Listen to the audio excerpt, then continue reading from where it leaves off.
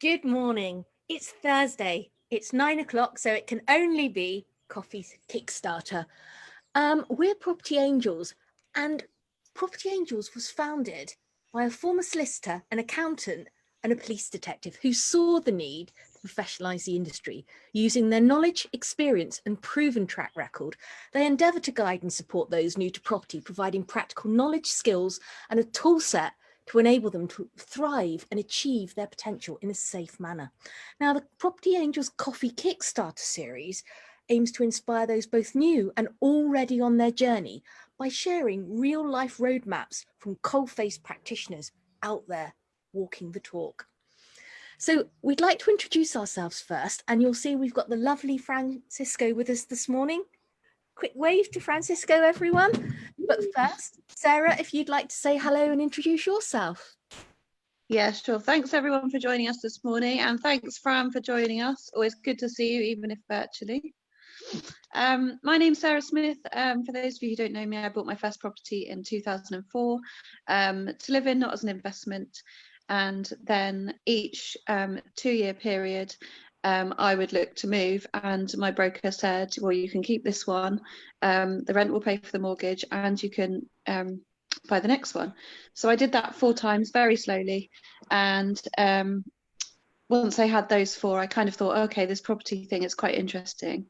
Round about that point, I started buying HMOs, and I did that exclusively until about 18 months ago.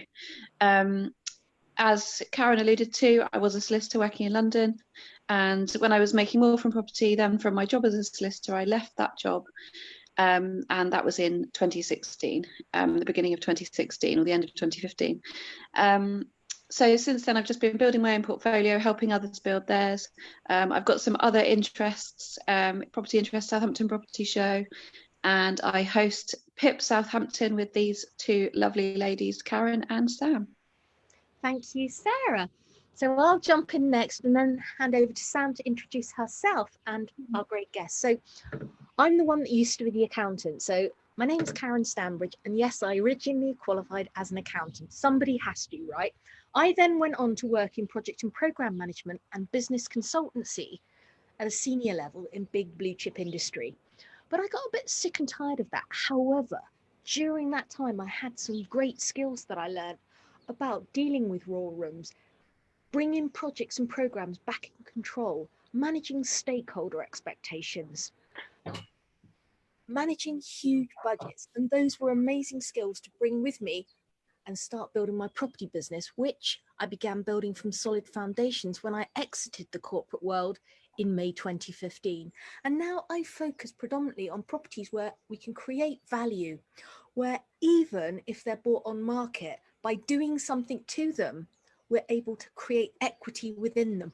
I also look for land within 20 miles of RG24, so that covers Basingstoke, Reading and surrounding. And predominantly, if sellers have an issue with their property and they can't sell it, work with them to create a win-win scenario, offering an assisted sale. So that's me done. Handing over to Sam. Thank you, Karen. So that leaves me as being the one who was the cop. I had a career in the police force as a detective in working in major crime, serious organised crime, dealing with all the really bad people for 23 years. But that stopped being a great work-life balance with me and my children. I'm a single parent, and I was spending far too much time at work, not enough time raising my children. So something had to give, and that was the job. So I've been full-time in property since 2015 and have experience in various different property models, whether that's buy-to-lets, HMOs, rent-to-rent, auctions, flips, title splits, commercial conversions, working with investors, working with staff funds. So a variety of things. And Sarah and I have worked together in business and done a number of things in property too, which has been great. And as Sarah said, we are all hosts of Partner in Property in Southampton. I've got a couple of developments on the go at the moment. I have a service accommodation business. The developments are going through at the moment. So that's going to be what my next 12 months is going to be about, is bringing those to completion into the market. So let's move on to the main person of the day, Francisco Diaz. Thank you for joining us. And perhaps we should start off with, tell us a little bit about your background and then how you came into property, because I think that's really interesting. Yeah, thank you for inviting me. I've really enjoyed your other interviews, and I'm really chuffed that you've invited me. Oh, thank you. But yeah, I actually my career into property was a little bit similar to Sarah. So I was not a solicitor, but I was a veterinary surgeon. So I graduated in Spain. Before that, I had lived in Germany for a year doing an Erasmus year. So I always really liked living somewhere else in another country and learning the language and the culture and stuff. And so when I graduated, I moved to Ireland, to Donegal, and I was working there as a vet for 6 months. And then I found a job in London, which was very exciting to move to London. And so I was working for Imperial College. So that was in 2002. So when I moved here to this country, initially I was living in shared accommodation because it kind of made sense, something that is flexible, you know, that you can come in and out, not spend a lot of money, saving, meeting people. And I was used to share accommodation during university. So it kind of, I didn't even think about going into a single let, or, you know, it just made sense. And then after a while, I thought about, you know, I had a job, I had a salary and all of that. So I thought, you know, just buy my own property.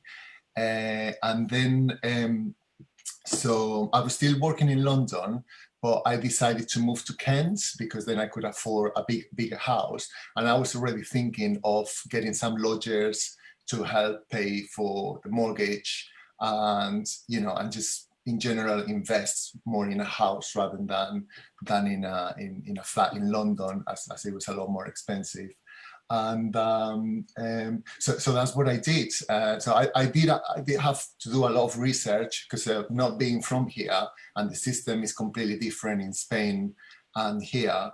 And you know, so I did buy a lot of books and read everything that I knew. And that's how I started to find out about investing in property, which was not my initial idea, but just trying to find out how to buy my first property is where then I started reading everything and got that idea.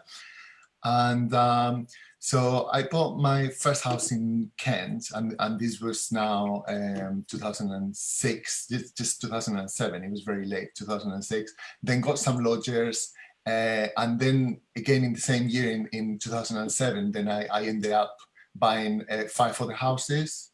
But I did a little bit what Sarah did as well. So when I had 3 lodgers living in my house, then I moved somewhere else, and then again got some lodgers, and then that's how I started. But yeah, the market then was very different to now. I wouldn't have been able to do it now. It was a little bit easier then, and maybe we're gonna talk about it later. But that's how I got into it. And then there was a lot of different stages, because then there was the financial crisis in 2008. So I actually stopped buying property, which was fine, because then I could focus on managing the tenants, improving the properties, doing some renovations and things like that for a few years, because obviously the banks stopped lending with the financial crisis. And yeah, so it was a period of consolidation, a little bit scary, trying to find out what was going to happen with the interest rates, and which actually they went down, and they stayed down, but nobody knew that they were going to stay down for so long. And yeah, learning about being a landlord, dealing with things, and having a full-time job at the same time. And then in 2013, I came back again to the property market. I again went to networking events because I haven't been even like going to networking events during those few years after 2008. I bought some more property. I met my now business partner, and now we're getting into development a little bit rather than just pure investment and renting out properties. Now we're building new builds and kind of trying to go to another stage. Awesome, thank you. So it was quite a while then that you decided not to invest, 2008 to 2013, and just consolidation in that 5 years and not buy anything else. Yeah. That was that's very strange now thinking about it. But yeah, I mean, one of the factors is it was a little bit scary, you know, initially, and you know there was no lending by the banks. Obviously, there were other strategies that you could do, and I did learn about lease options and other things. I just didn't seem to actually find anyone to do a lease option with, or and I did try different. So obviously during that time I was not like just sitting at home, but I actually tried different things. Like I was investing in the stock market, and I did an Amazon business, and I just kind of did like a lot of other different things, and I had my full-time job as well. So I've always been very busy. But yeah, it did take a long time to get back into property. Yeah, 5 years. At what point was it that you decided you weren't going to continue with your full-time career? You've obviously spent many years qualifying to achieve that career. Yeah. What made you move away from that and become full-time in property? I think it was just you know, I did enjoy my job very much, and I had a really nice job.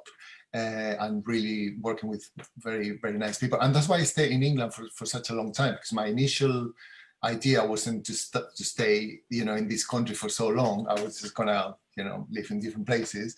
But then yes, I did like that job. Then I encountered property, and I think the reason why I wanted to work for myself was I didn't like the commuting. You know, I did, as I said, I was living in Kent. It was taking me 1 hour or 1 hour and a half to get to work and then back, with the, you know, people standing on the trains and tube and things like that.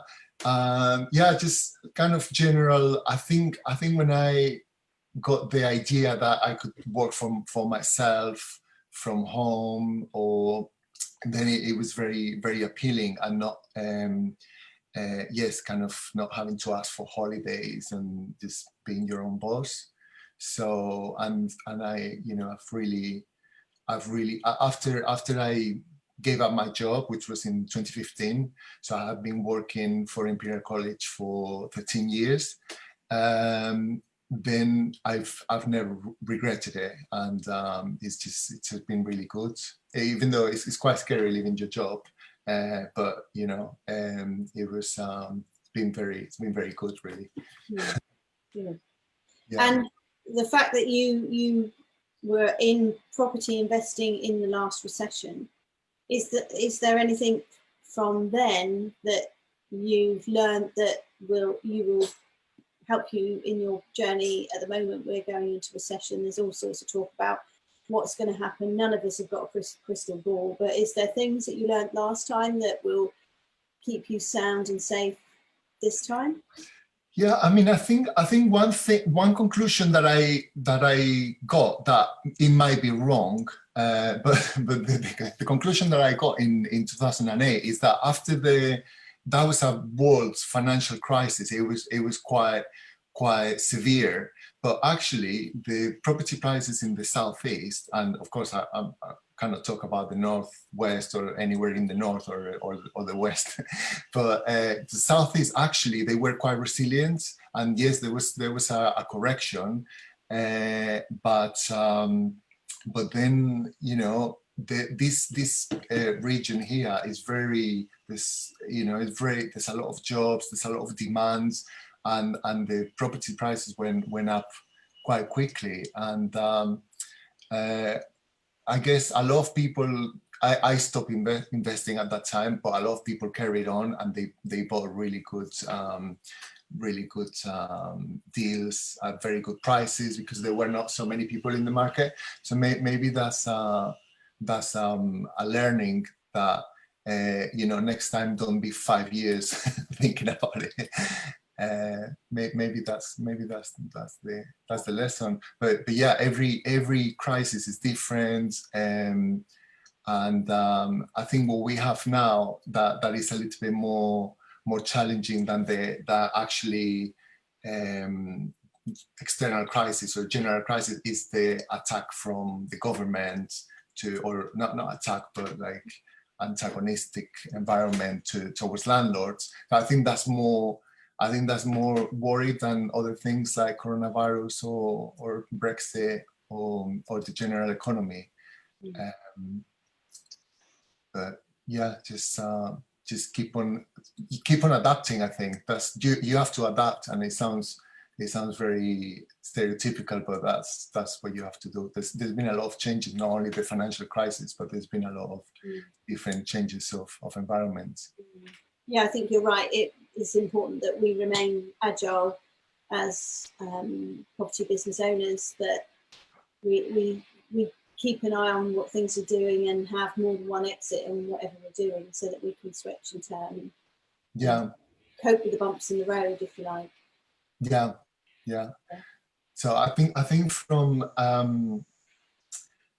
my personal experience, it's been good to have some kind of basic income from anything, but in my case from property, that you've got a small core or nucleus of a portfolio with some tenants, and then you get some income. And now we're diversifying, because initially I thought, yeah, this is great, so I'm just gonna keep doing the same forever and just increasing everything. But I've had to change a few different times. So I guess that's my lesson.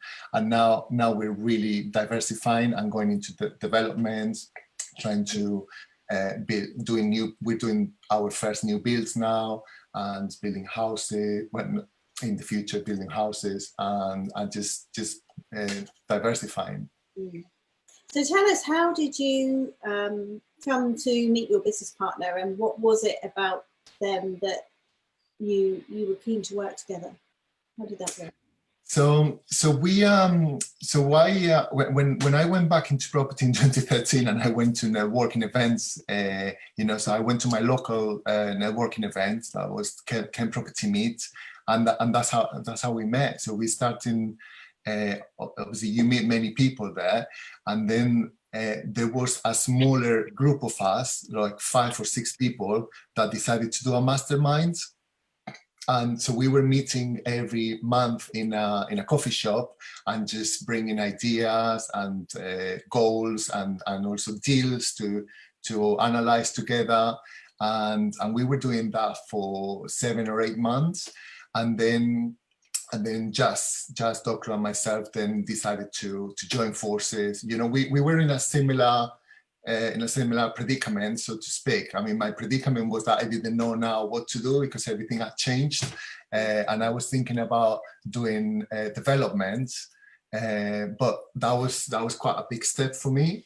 And then Jazz had similar history, and then it just made sense. And also we have quite different skill sets.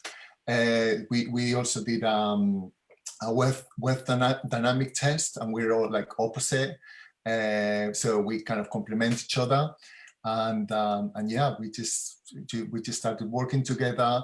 Initially it was quite slow, because it took us over a year to find one project to work together. So it's not very fast. Sometimes I've had people who say, who've told me, oh, let's find something, and then they look at 2 or 3 deals and analyze them, and they don't stack up, and then they give up, or they look for something else, or they but it did take us more than 1 year, you know, and we were to a point where we were thinking we're not going to find anything in Kent, things don't stack up. We went to the Midlands to, you know, we spent a week there to see the market, and we went to all of the estate agents in Birmingham and Coventry, and so we you know, we were like trying different things, but then at the end we found our first project 5 minutes from where I live, and in a town that I actually got a lot of investment, and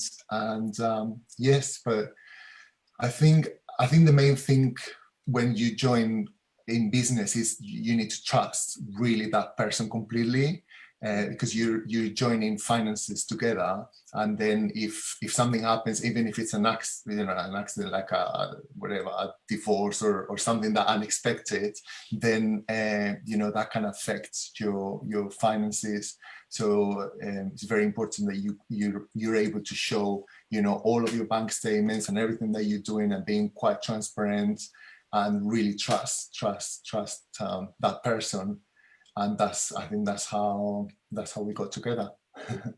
I was going to ask how you complement each other, and you mentioned about the wealth dynamics. So for people who may not know what wealth dynamics is, tell us a bit more about that, and how and why that was important to you that you both did that.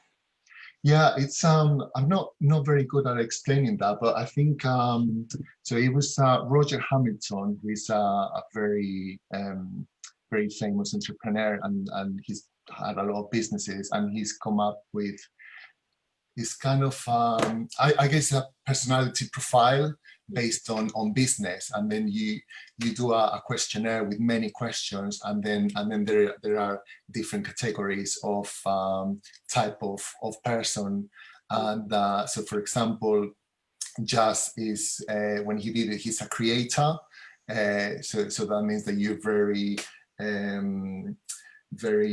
well, creative and very good at starting things and having lots of ideas, and like a leader and pushing forward, but maybe not as good at finishing things or the small details. Is that what you are, Sam? No, Sarah's a creator. Okay. Yeah, that makes sense. When we worked together, we had different skill sets, so it worked. Yeah. Whereas me, I was a mechanic, so more about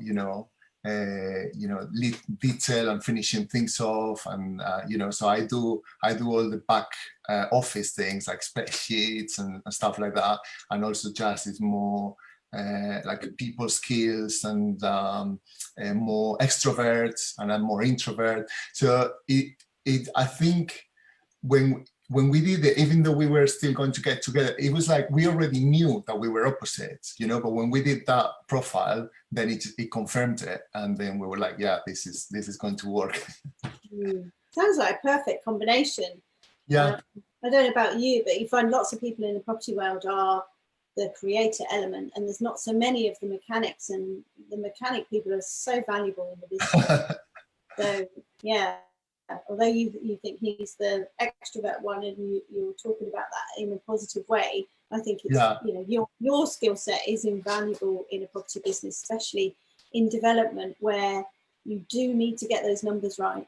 Yeah, and this it's also important not from the business point of view, but from the personalities point of view, because it's very easy to clash if two people have like big egos, or there's so many decisions that you need to take together, and yeah, I mean, if two people are like, no, this is my idea, and so there has to be like a really good synergy of trusting each other and trusting also the others opinion, even though it might be different to yours. So yeah.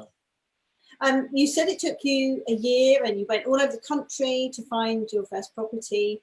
Do you think there was benefits in that taking a year, so that you were forming your relationship and understanding a little bit more about yourself? We often hear about JV partners sort of jumping in together very quickly, and maybe don't know each other enough. Yeah, you really, yeah, that's so important, I mean, we were friends first, and we were completely open and transparent, but yeah, it's just so there's a lot of you hear about so many crazy people, and people that are actually very successful, and then they end up, in jail or defrauding, and you think like, why did they do that if they were already like so smart and had a very successful business? So there's a type of people that, I don't know, they're just not honest, and it's very hard. It can be quite hard. It can be quite easy to be deceived. So it's really important to know that person. And there's not any particular method that you can use. It's just you really need to know the person and trust them. So yeah, it was good. Obviously, we would have preferred if we had found a deal very, very quickly, but we didn't do it. We didn't do it on purpose. We were trying to find really, really something really fast, and it didn't happen. But yeah, it does help knowing the person. So tell us a little bit about the project that you've got going on at the minute. So this was a pup that we found, and pups have been suffering a lot in the last few years, or in the last 8 to 10 years. There was the smoking ban, and people's also changes in habits. Now there's a lot of people just prefer to drink at home. They buy their own drinks, or they meet somewhere, and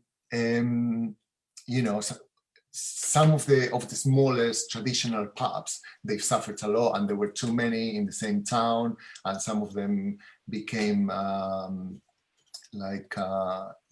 for people who were doing drugs or antisocial behavior. So this pub was suffering from that. There was a lot of pubs around.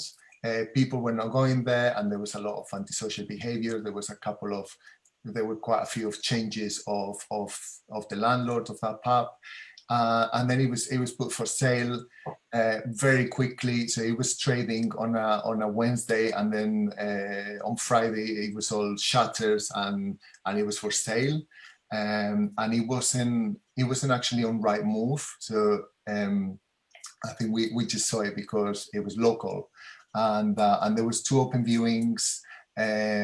So it was quite a fast sale, and then you have to put an offer and exchange and complete within 28 days or something like that, or 6 weeks. So there was no time also for asking the planning department what you could do with it, or to do a survey or anything like that. It was a little bit of a leap of faith, but we. It's not a massive pub. It was equivalent to 2 semi-detached houses. So some of the potential things that we were thinking about was to do 2 houses there, or convert it into an HMO, because it already had 4 bedrooms upstairs. So we thought we can do 4 upstairs, 4 downstairs, some commercial, some communal areas.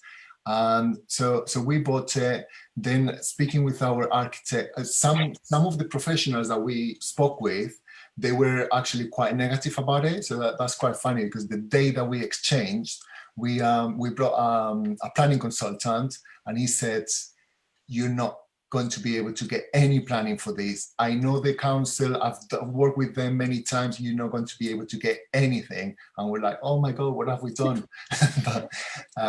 but we consulted different planning consultants and architects, and the architect that we used was very positive.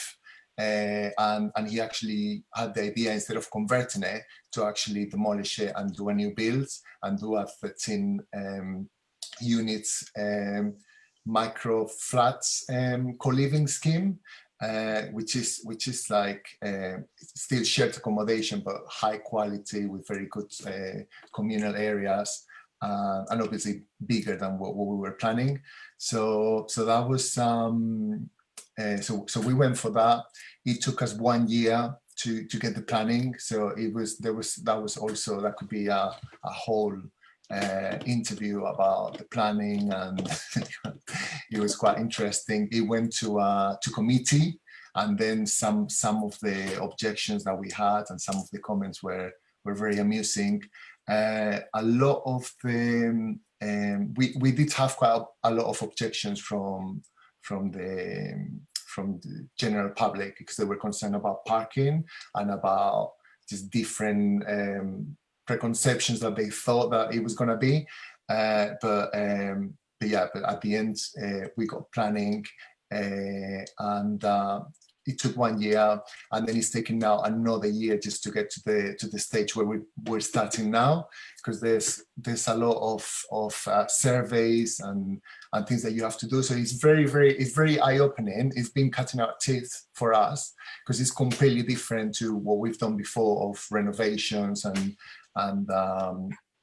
just doing, this is our first new builds and first over 1 million GDV project. So it is completely different to what we've done before, and we've learned so much, and we're starting now. So the pub is demolished, and we have to do piling foundations, which is not something that we knew before.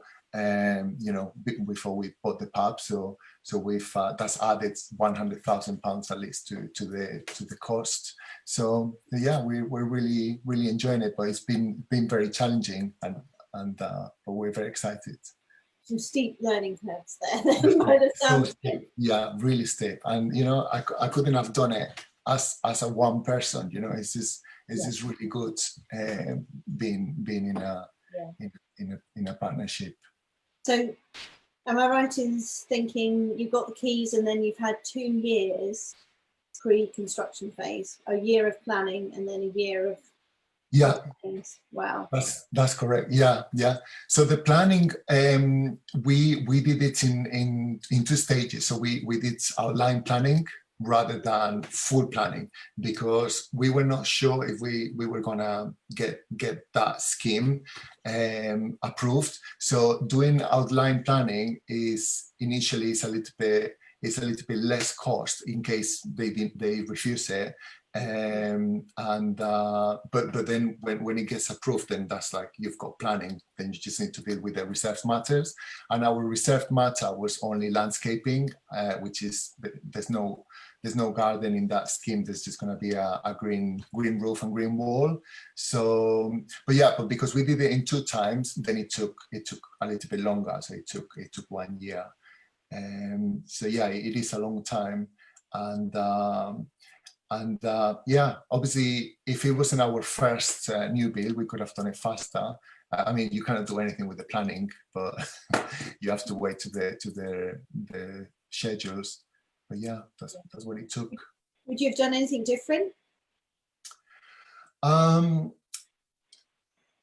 I think for the second one, we will do a lot of things different. But I think for this one, we had to do it in this way, because the amount of contacts that we have now, then the amount of connections and everything that we've learned, then the second one naturally is going to be definitely, different. But obviously some of the things were completely unexpected, like needing piling foundations, which adds another bit of complication, because otherwise, we could have done most of the project ourselves and manage it. But for these kind of groundworks, we wanted to have a specialist company to do it. But yeah, things that we will do different is like everything that we've learned now, and how our capacity to react faster and read the reports and understand everything and understand what everyone's role is, because you have an architect, an engineering, planning consultant, and different external organizations that you need, archaeology. So it's just the only thing that we do different is that we're more prepared now and more knowledgeable and faster. Yeah. And have you had to work with investors on that scheme? Yes, we have. Yeah, and initially the pub was bought in cash, and because of the speed of it, and then we have been working with investors, and it's just a lot better for everyone, because they get a lot more return that they could get if they have it in the bank. And for us, it's also nicer dealing with people. Some of them are trying to get into property, so they like to learn and being involved. Yeah, and that's also a little bit of a learning curve of, you know, what contracts to use and what to look for, and understanding the terms and all of this. But it's been really good. What if, for somebody listening to this who may want to work with investors, what would you say is the most important factor of working with investors?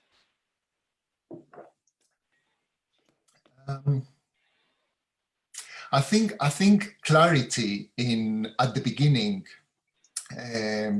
of the terms of the relationship, because sometimes there can be confusion as to, you know, whether the return is being paid at the end, or how the interest is calculated, or what happens in different scenarios. And it would be good if you know somebody who's done it before and they've got the correct contracts and stuff, because initially with one of the investors we tried to do a contract from scratch. Obviously with the solicitors we're doing the contract from scratch, and then it just got too cumbersome. And then when we had spoken with the investor, we had something in our mind and they had something else in terms of how the interest was. For example, it can be borrowed in tranches, and how then the interest is calculated. Is it calculated on the whole amount, or when you take the tranche and when you use that tranche?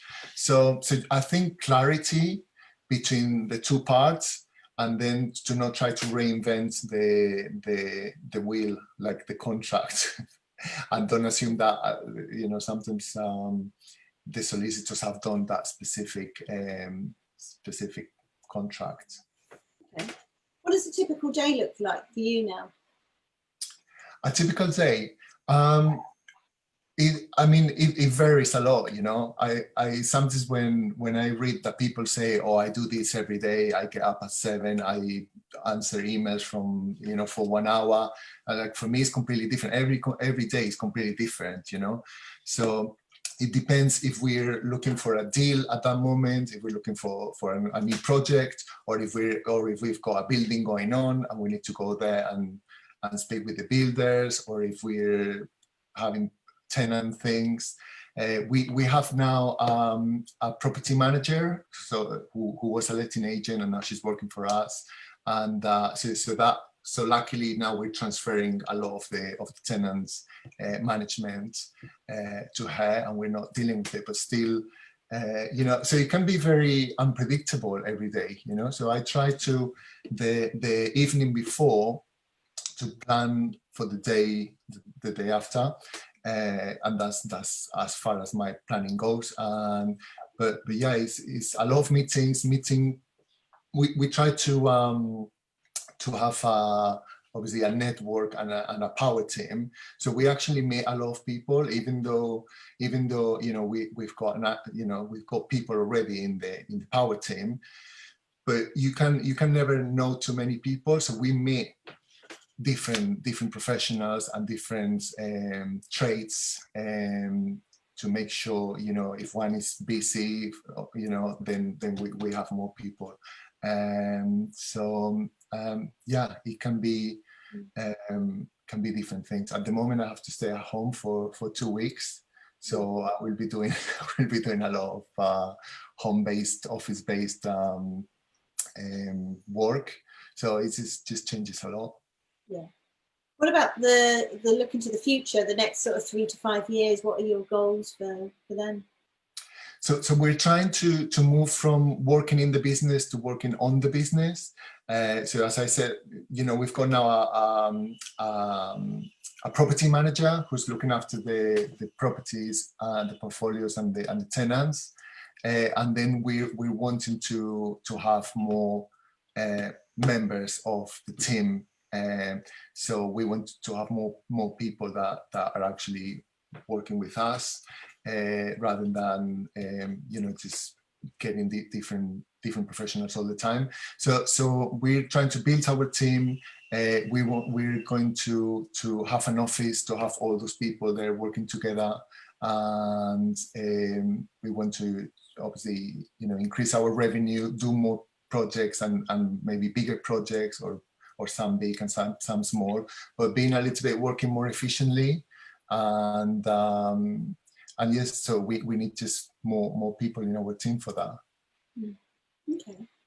And what's the sort of best piece of advice you've been given throughout your property experience? Well, there's so many bits of advice. Just trying to think.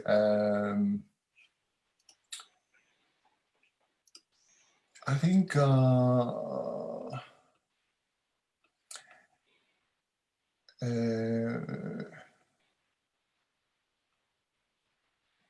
I just I think one of the most important for me when I started, it was to live. It's very basic one, but just to live below your means when you're starting, So so yeah, I mean, everything that I've done before to get me here is because I was being I was being relatively frugal and just saving some money and then being able to invest the rest.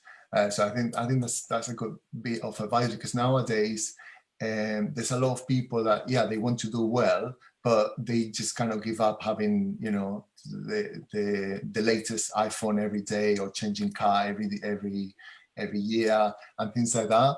So I think initially you need to live below your means. Not initially, always really, because you can always spend everything that you have and more, but that's not gonna get you anywhere. That's a good bit of advice. Yeah, you often see that, don't you? People get a bit of a flush of money and it's burning a hole in their pocket, and they need to have a little bit of a war chest of money. Yeah. Oh yeah, having a war chest as well. Yeah, this is the thing that sometimes what we're doing now is not to increase the amount of money that we're making, but just to secure it, to de-risk it. So that's also very important. You could be making X amount of money now, which is fine, and everyone wants to have a nice life, but when it's not your job, it's a business. You're the business.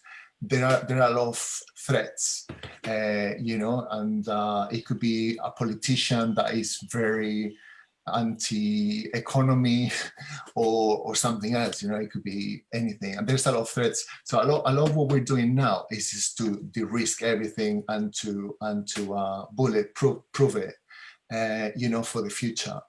So yeah, I think decreasing a little bit your leverage, decreasing your borrowing, and for that, of course, you need to make a little bit more as well of money. So yes, I think initially when you start, you take a little bit more risks relatively in that you borrow more, and then when you get to a stage, then you try to pay some more, and then decrease your risk. Yeah, I think that's very wise. Who is the person in your power team that you couldn't work without? So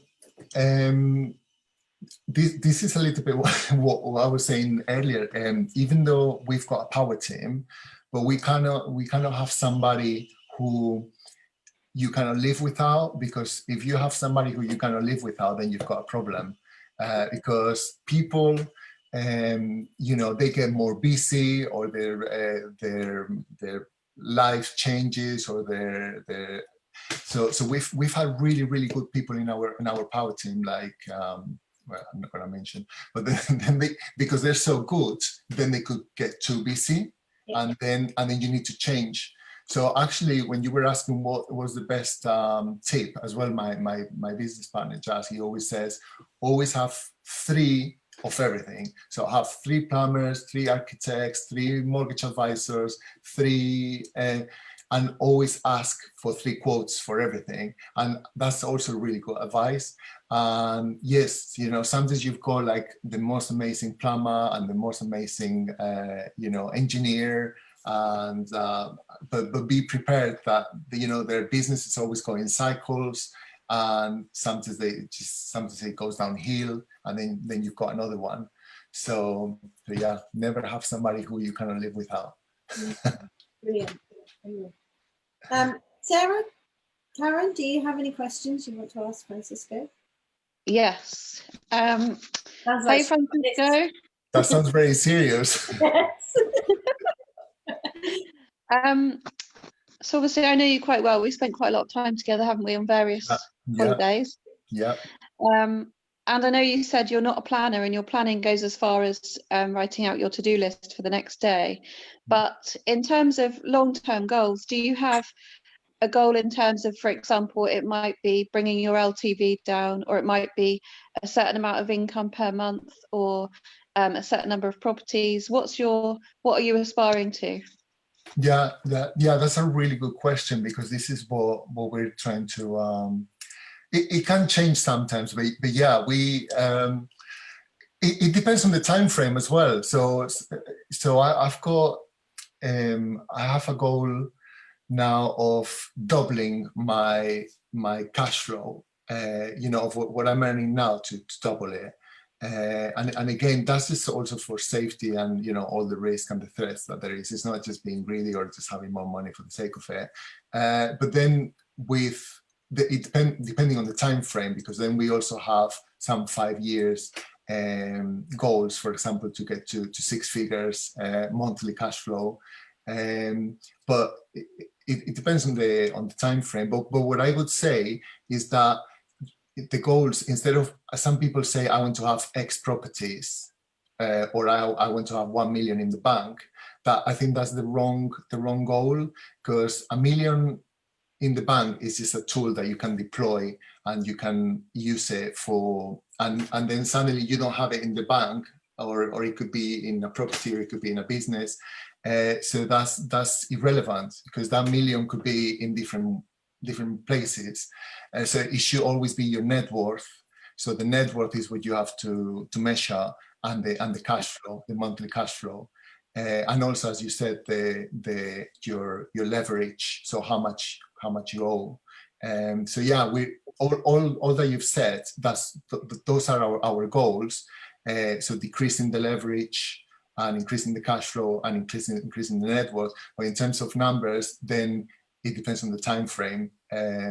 But yeah, we do have some goals, and sometimes they just move and change.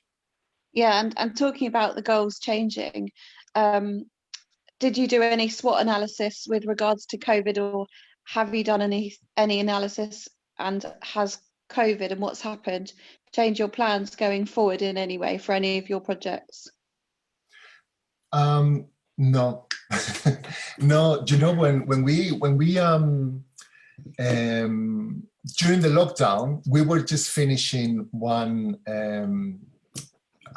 house of multiple occupation, you know, it was and then lockdown happened as we just finished it, and we were still able to you know, find tenants that moved there, that wanted to live there. We were doing video viewings and things like that, you know, FaceTime viewings. So the demand is still there. Yeah, there was, it changed a little bit. There was a little bit more, it was a little bit slower, you know, but it didn't affect us so much. I think, okay, yeah, we still don't know the whole picture, because now the government help with furlough and other schemes are helping and propping up the economy. And then when that finishes, that it could be the main financial crisis. But that's what I was saying earlier about 2008. Yeah, there was some correction, but it wasn't. It was just a little bit of a slowdown, a little bit of a dip, and then you just get on with it. So we haven't reacted. We haven't got to. We haven't overreacted on this one. We're still going on with the plan. There was a time that it was difficult to get materials for refurbishments, so yeah, you could have delays, and that's why you have to have a war chest and you have to have good cash flow. You cannot just, if we had been with zero in the bank, or then yeah, that's very, very risky.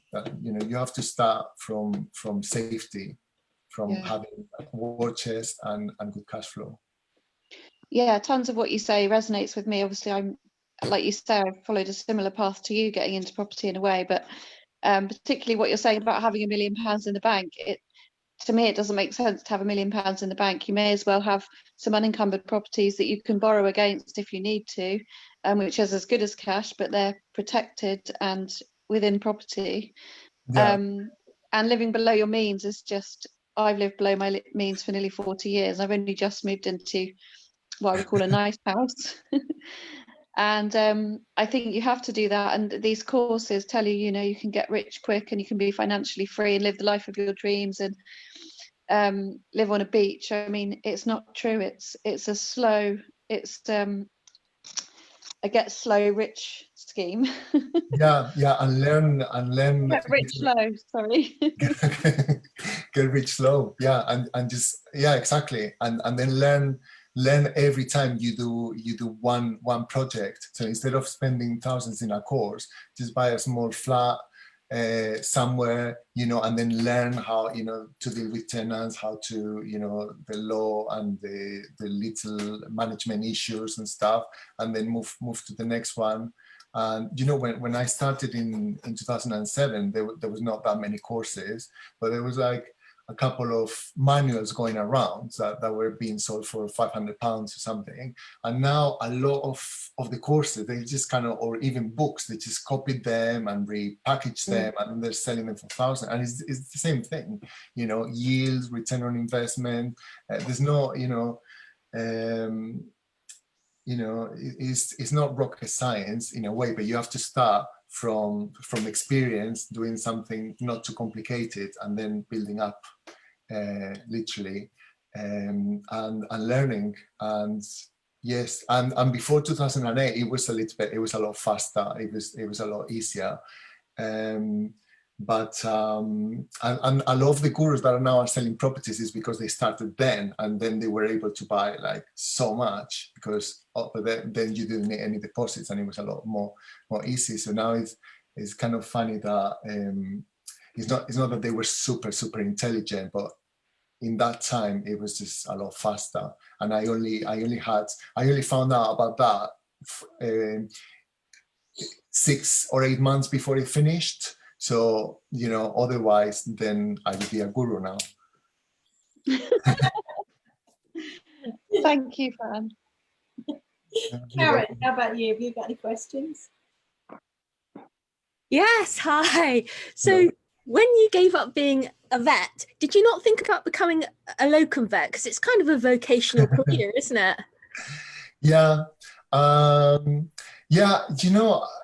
It's just, it is true. It's very, very, a lot of people wonder why, I spent so long doing the degree and then I stopped doing it, but I guess when I finished and when I was working on it, I kind of got a little bit disillusioned, and there were some parts of the job that I didn't enjoy. And I actually didn't enjoy that much, like working, with some of the customers and things like that. So, Hopefully in the customers' owners. the owners, definitely the owners, which is funny, because property is also a people business, but I guess also it was a time issue. I just couldn't. There was a moment where I couldn't do 2 things at the same time, and I had to focus on one of them, and this gave me a little bit of freedom and flexibility. So, and being a vet, you have to always, you know, be on top of the latest, the latest knowledge and it's not something that you can like, oh, I'm just doing it part-time. Yeah, you could do it part-time, but then you just get rusty and stuff. So I rather do one thing and focus on one thing and hopefully do it better. No, that makes sense. So going back to Spain, your country of birth. Now I'm a little bit familiar with the Spanish market because we had a house out there for 12 years. Okay, where? In San Pedro de Pinitar. Okay. Is that in south? Murcia. Oh yes. Yeah. Yeah. So it's very different. Brown bags are very commonplace, or certainly were back then, or brown envelopes. Oh yeah, You have the price you pay and the real price you pay. Yeah. The solicitors are involved in this brown envelope transaction. It was bizarre. Yeah. It's like that. Yeah, I think it's gone down a little bit now, but it's still very. It's just kind of the a bit, I guess the culture there. Yeah, it is a little bit like that. Yeah, you want to pay less tax, then you agree a price, and you give a brown envelope. Yeah. So what can I say? It's just. It's a very eye-opening when we bought.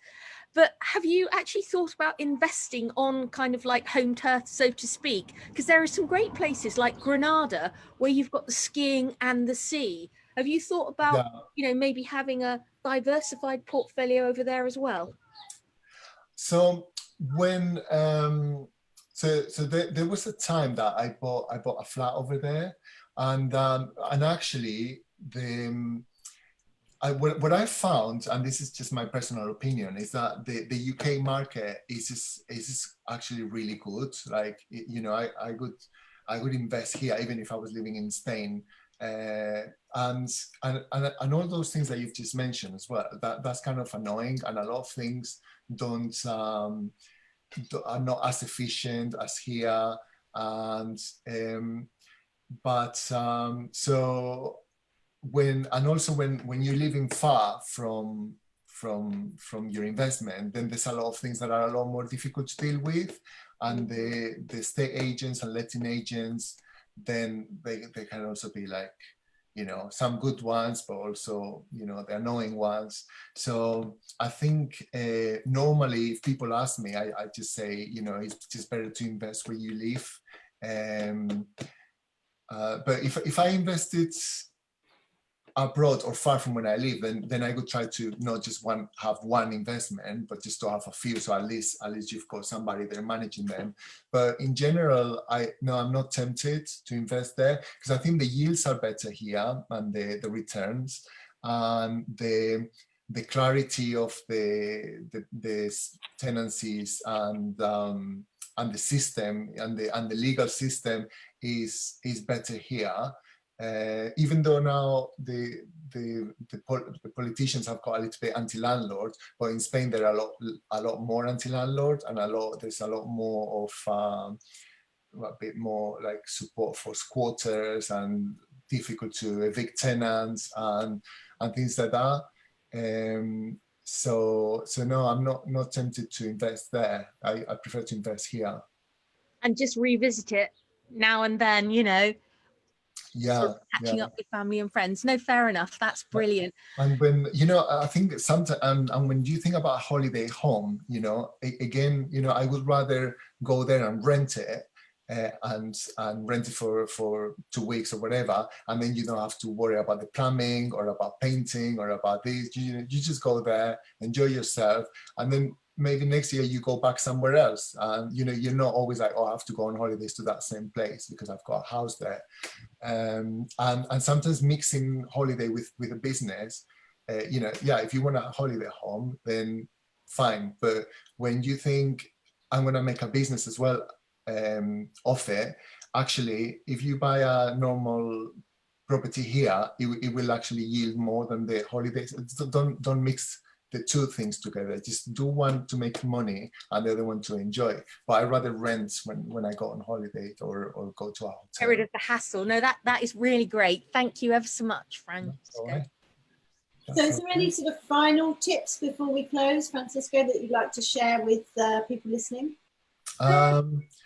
Well, it depends. It depends where people are in the journey, you know. Yeah, I guess in general, you know, because there could be people listening who are already pros and newbies. But yeah, in general, if you know somebody who have done what you're trying to do, you know, just do ask, because people don't mind, I think, sharing their experiences, and obviously don't be a pest. But yeah, you know, some all of us have started from somewhere, and we're still learning, and we all look up to the next person. And you know, I've had a lot of help, and you know, Sarah was organizing really nice mastermind groups and things like that, you know, and yeah, just look up to somebody who's where a little bit above you, not like miles above you,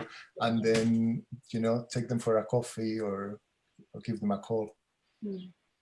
Thank you so much for your time today. It's been really interesting to hear how things are going, to hear about the challenges and the ups and downs of your current project. I mean, that's the reality of property, isn't it? It's not all flowers and roses. There's so many challenges, but as you said, and as we would always think, you know, those challenges are great learnings, and you learn from them for the next time, and you're more efficient on the next one. So that's it. Yeah. So if people want to get hold of you, what's the best way for them to do that? So we have a website that we're revamping now, but it's called docludiaz.com. So DOKLUDIAZ.com, doclu.com, or docludiaz.com, or otherwise just, you know, Facebook. I guess Facebook, you know, everyone who's looking at this video, they will see my address, and just send a on Facebook, private message. Yeah, that's easy. Okay, all right, that's great. Well, thanks for your time.